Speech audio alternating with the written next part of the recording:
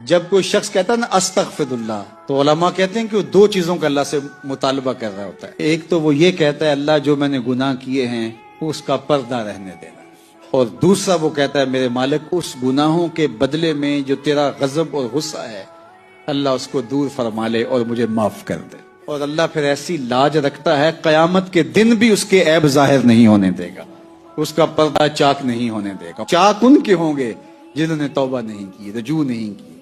اس وقت ہر شے سامنے آ جائے گی، لیکن جنہوں نے توبہ کر لی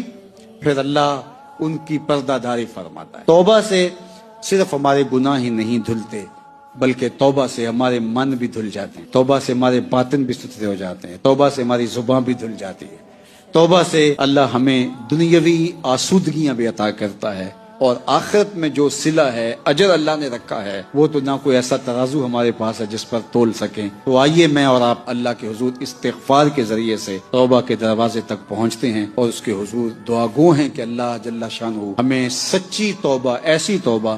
کہ جس کے بعد دوبارہ گناہ کی طرف ہم نہ پلٹ پائیں، جسے توبہ نصوح کہتے ہیں۔ اور وہ فرمایا گیا جس طرح جانور کے تھن سے نکلا ہوا دودھ واپس نہیں جاتا، اس طرح جس شخص نے توبہ کر لی اور ایسی پکی کی تو وہ حلاوت ایمان اور حلاوت دین سے مالا مال کر دیا جائے گا۔